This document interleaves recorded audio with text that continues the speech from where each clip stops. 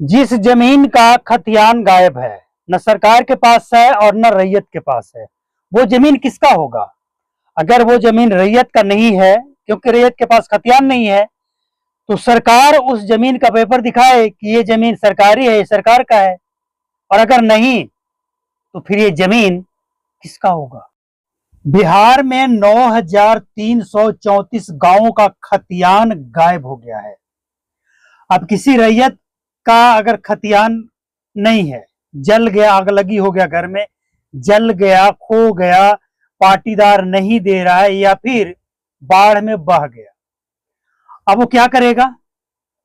भाई, किसी का अगर जमीन का कोई कागज नहीं है तो वो सरकारी रिकॉर्ड में जाकर एप्लीकेशन देते हैं, निकाल कर लाते हैं।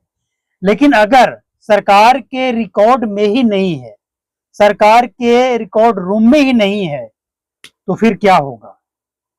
एक बड़ा सवाल है। अब सवाल ये उठता है कि जैसे मान लिया जाए, हम अपने पर ले लेते हैं, मेरा जमीन है और वाकई है और खतियानी भी है, और वाकई खतियान नहीं है, किसी के पास नहीं है, पाटीदार के पास भी नहीं है, खतियान है ही नहीं, और जमीन लगभग 10-12 कट्ठा बीघा होगा। अब उसका खतियान के लिए जाएंगे, वो तो मिलेगा नहीं, रिकॉर्ड में नहीं है, तो सरकारी रिकॉर्ड में उसे सरकारी घोषित कर दिया जाएगा। भाई, अब वो जमीन पे हम क्लेम करेंगे कि जमीन मेरा है, तो सरकार कहेगी कि आपके पास क्या प्रूफ है, प्रूफ दिखाइए, केवाला है, खतियान है, या कौन सा पेपर जो भी है दिखाइए। और उसका केवाला नहीं है, खतियान है, खतियान गायब है, खतियान नहीं मिलेगा, मतलब वो जमीन सरकारी हो जाएगा। तो सवाल ये है कि अगर मेरे पास उस जमीन का कागज नहीं है तो वो जमीन मेरा नहीं है, ठीक है, मान लेते हैं। तो सरकार उस जमीन का कागज दिखाए कि वो जमीन सरकारी है, तब ना मानेंगे। अगर वो जमीन सरकारी नहीं है तो फिर हम कैसे मान लें कि वो सरकार का जमीन है? और सरकार कागज कहां से दिखाए?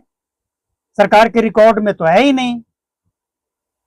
तो ये जो खेल चल रहा है बिहार में, अभी गया जिला के औरंगाबाद, ये गया जिला औरंगाबाद के बीच में कुछ इलाका है, मदनपुर आमस, और जमीन का कुछ यादव, कुछ पासवान मिलकर सरकारी जमीन का पेपर बनाकर उसको बेच दिया है।